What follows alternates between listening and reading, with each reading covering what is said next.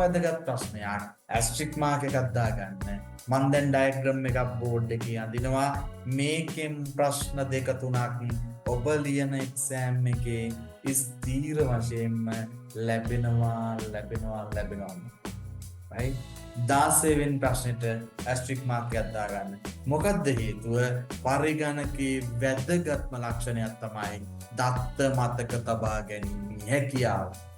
පරිගණකයේ ලෝකේ මේ තරම් ජනප්‍රිය වෙන්න හේතුව තමයි මෙන්න මේ දත්ත මතක තබා ගැනීම. එහෙනම් මේ පේපර් එකේ දත්ත මතකයේ තබා ගැනීම සම්බන්ධව ප්‍රශ්නයක් ලැබෙනවා. right. අපි බලමු මොකද්ද අහන්නේ පේපර් එකේ කියලා. මම අදලා ඩයග්‍රෑම් එක ප්‍රශ්නේ මොකද්ද? පරිගණකයේ මතකයේ ප්‍රධාන කොටස් කිහිපයකි පැහැදිලි කරන්න. මම දැන් ඩයග්‍රෑම් එකක් අඳිනවා. කිසි කෙනෙක් අඳින්න එපා, බලාගෙන ඉන්න, අහගෙන ඉන්න. පරිගණකයේ මතකය මේකට කියනවා මෙමරි.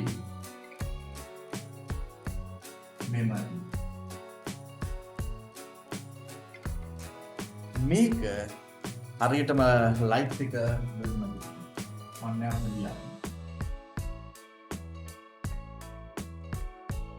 මෙමරි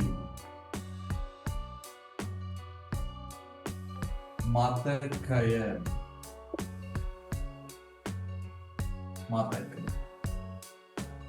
මේ මතකය ප්‍රධාන කොටස් දෙකකට වෙන් කරන්න පුළුවන්. මොකද්ද ප්‍රධාන කොටස් දෙක? ප්‍රධාන කොටස් දෙකකට වෙන් කරන්න පුළුවන්. එකක් තමයි ප්‍රාථමික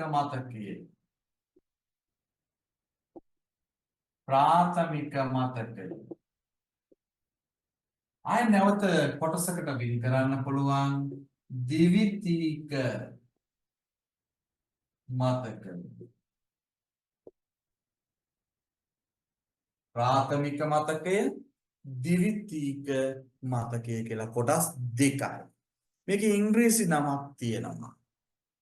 ප්‍රාථමික මතකයට කියනවා අපි ප්‍රයිමරි මෙමරි කියලා.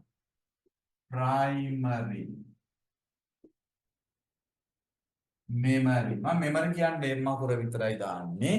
මේ ද්විතීක මතකයට කියනවා සෙකන්ඩරි මෙමරි කියලා.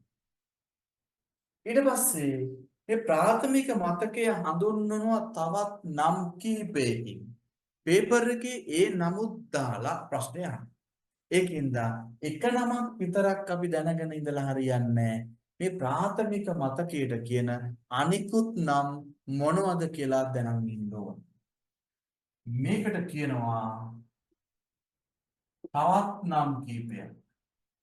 ප්‍රධාන මතකය කියනවා. ප්‍රධාන මතකය. ඒක ඉංග්‍රීසියෙන් කියන්නේ මේන් මෙමරි කියලා. මේන්. right. ඔන්න දැන් නම් දෙකක් මම කිව්වා. මේකට කියන තවත් නම. මෙයාට කියනවා අභ්‍යන්තර මතකය කියලා. අභ්‍යන්තර මතකය කියලා. මේ අභ්‍යන්තර මතකයට ඉංග්‍රීසියෙන් කියනවා internal memory කියලා. මේ නම් තුනෙන්ම හඳුන්වන්නේ එකක් සම්බන්ධවයි. ඒක ඔබ මුලින්ම දැනගෙන ඉන්න ඕන. ප්‍රාථමික මතකය කියලා පේපර් එකේ ඇහුවා. ප්‍රධාන මතකය කියලා ඇහුවා. අභ්‍යන්තර මතකය කියලා ඇහුවා. එකක් සම්බන්ධව තමයි අහන්නේ. මේකෙන් අහන්නේ එකක් සම්බන්ධ. ඊට පස්සේ අපි යනවා ද්විතීක මතකයට තවත් එක නමක් කියනවා external memory වත් බාහිර මතකය. මේකට කියනවා external memory කියලා. දැන් එතකොට මේකට නම් දෙකක් කියනවා. ඔගොල්ලෝ දරුවනේ එක්සෑම් එකට යද්දී මේ දෙකම දැනන් ඉන්න ඕනේ. ඒතර මතකයේ කොටස් දෙකයි ප්‍රාථමික මතකය සහ ද්විතීයික මතකය. මෙන්න මේකේ තියෙන මෙන්න මේ ප්‍රාථමික මතකය නැවත කොටස් දෙකකට අපි වෙන් කරනවා. කොටස් දෙකකට නෙවෙයි මම ඔබට කොටස් දෙක තුනක් බවට පත් කරනවා. මතක තියාගැනීමේ ලේසිය සඳහා. ඇත්තටම කොටස් තුනකට වෙන් කරන්න පුළුවන්. අපි අහුවොත් පේපර් එකේ ප්‍රාථමික මතකයේ කොටස් දෙක මොකක්ද කියලා උත්තරේ වෙන්නේ RAM සහ ROM. RAM එකයි ROM එකයි. දරුවනේ මේ RAM එකයි ROM එකයි කියලා මතක තියාගත්තට බෑ. මේ දෙකේ සිංහල නම් දැනගෙන ඉන්න ඕනේ අපි. මේ RAM කියලා කියන්නේ random access memory කියන්නේ. random access memory කියන්න තමයි RAM. සිංහලෙන් කියනවා සසම්භාවී ප්‍රවේශ මතකය කියලා. සිංහල නම සසම්භාවී ප්‍රවේශ මතකය. සසම්භාවී මම මේකත් ගන්නම් මෙතන. ප්‍රවේශ මතකය. සසම්භාවී ප්‍රවේශ මතකය. ROM එකට ගන්නවා කියනවා අපි පටන මාත්‍ර මතකය. පටන මාත්‍ර මතකය. right. පටන මාත්‍ර මතකය. එතකොට ප්‍රාථමික මතකයේ කොටස් දෙක තමයි RAM සහ ROM. සිංහලෙන් කියනවා සසම්භාවී ප්‍රවේශ මතකය පටන මාත්‍ර මතකය. දරුවනේ මේකේ කොටස් නැත. ද්විතීයික මතකය කොටස් වලට වෙන් වෙන්නේ නැත. කොටස් වලට වෙන් වෙන්නේ නැහැ. මේකේ විභාගෙදී අහුවොත් ඔයගොල්ලන්ගෙන් අහන්නේ ද්විතීයික මතකයට උදාහරණ මොනවද කියලා තමයි අහන්නේ. ද්විතීයික මතකයට උදාහරණ. අපි අර කලින් ඉගෙන ගත්ත ස්ථීරව දත්ත ගබඩා කරන උපාංග සියල්ලම ද්විතීයික මතකයට එනවා. එකක් හැර මෙන්න මේකේ මතකයක් ROM එකේ මතකයක් ස්ථීර මතකයක්.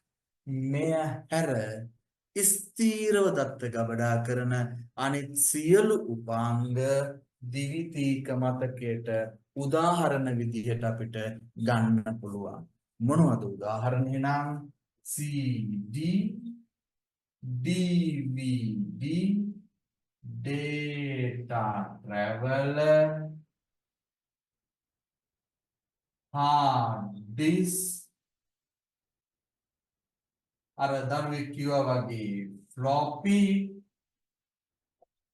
disk blah blah blah මේ ඕන දෙයක් අපිට මෙන්න මේ ස්ථීර මතකයේ හැර මේ අනිත් සියලු දේවල් ද්විතීයික මතකයට උදාහරණ විදියට ගන්න පුළුවන්.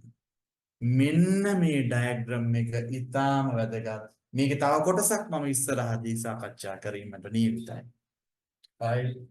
එතකොට අපි දැනගෙන ඉන්න ඕන මෙන්න මේ RAM එකේ කාර්යභාරය මොකද්ද?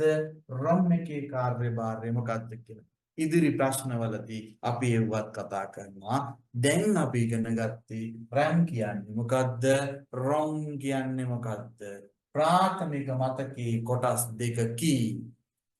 මේකට අයත් වෙනවා තවත් එකක් මම අතුලත් කරනවා මෙතන. තව අපිට ඉස්සරහදී හම්බ වෙනවා කෑෂ් මෙමරි කියලා එකක්. අපි ඉස්සරහදී කතා කරමු කෑෂ් මෙමරි ගැන. මෙන්න මේ කෑෂ් මෙමරි එකත් ප්‍රාථමික මතකය ගණයට අයත් වෙන එකක්. එහෙනම් අපි මෙතන ලියනවා මොකද්ද? Cash CAT cash memory. මේකට කියනවා සිංහලෙන් වාරක මතකය එහෙම නැත්නම් නිහිත මතකය. වාරක මතකය කියලා කියනවා නිහිත මතකය කියනවා. මෙයත් වැටෙන්නේ මේ ප්‍රාථමික මතකයේ එකක් විදිහට. ප්‍රාථමික මතකයේ කොටස් දෙක හැවුවොත් RAM සහ ROM ලියන්නේ ප්‍රාථමික මතකය ගැන විස්තර කරන්න කිව්වොත් අපිට කෑෂ් මෙමරි එකක් මෙතෙන්ට දාන්න පුළුවන්. කෑෂ් මෙමරි කියන්නේ මොකක්ද කියලා අපි ඉදිරියේදී ඉගෙන ගැනීමට නියමිතයි. රයිට් මම හිතනවා මේ ප්‍රශ්නෙන් අහලා තියෙන්නේ පරිගණකයේ මතකය ප්‍රධාන කොටස් කිහිපයකි පැහැදිලි කරන්න. ප්‍රධාන කොටස් දෙකයි මේක නැවත කොටස් තුනකට වෙන් කරලා තිනවා මේකේ වෙනත් කොටස් නැහැ. උදාහරණ